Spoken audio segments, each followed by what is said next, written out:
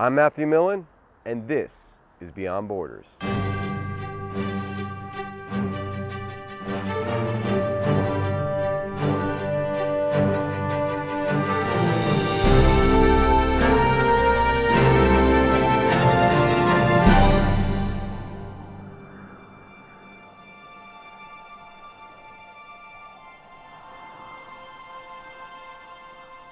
People say you're only as good as your last expedition, but really, you're probably only as good as your last decision.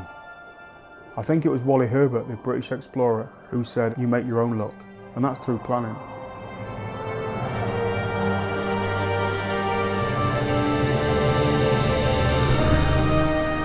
From the legendary win-or-die race to the South Pole, to Wally Herbert's triumphant expedition to the North,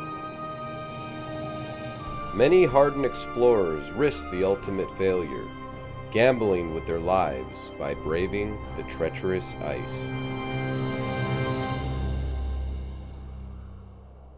Although the heroic age of polar exploration is long past, the spirit that drove these intrepid explorers to the ends of the earth lives on. I traveled to Bristol, England to meet such a man, renowned polar explorer Alan Chambers. I've always been a dreamer as a kid, I know that. I've always had come up with mad ideas. So my father, bless him, did the same job for 40 years. So he knew exactly where he was going to be on shifts for 40 years. And that, for me, at a young age of 12, 13, 14, I knew that was not for me. For me, I needed a purpose in my life since leaving the military, and that purpose had to be adventure.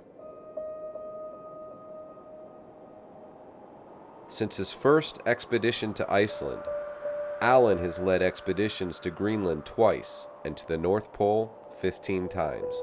He was awarded the Most Excellent Order of the British Empire for leading the first unsupported British team to the pole. The first successful trip to the North Pole was 2000, so we started from Wadhunt Island, so the last spit of land in Canada.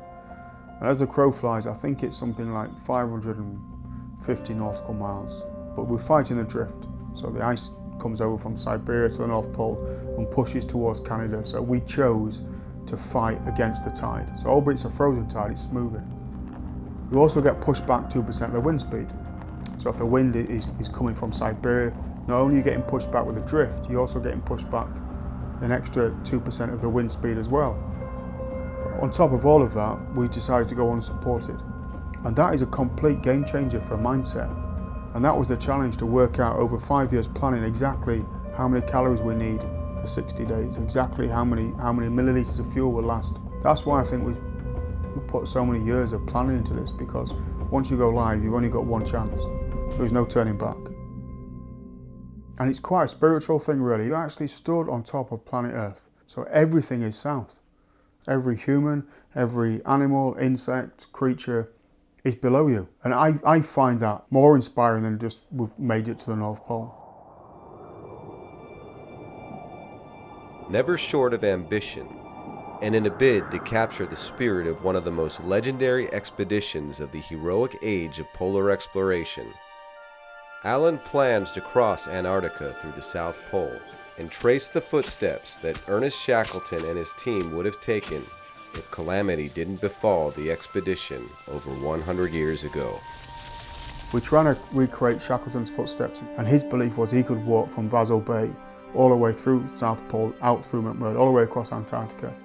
Looking back on what they were trying to achieve, the one thing that stood out to me more than anything is they never built an exit route in a plan, because technology didn't allow them to do that. So if they believed they could walk to the South Pole, the only way out was to walk back. And I think that spirit of belief has been lost.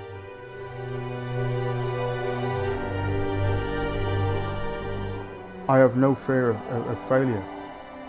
A lot of people are frightened of failing.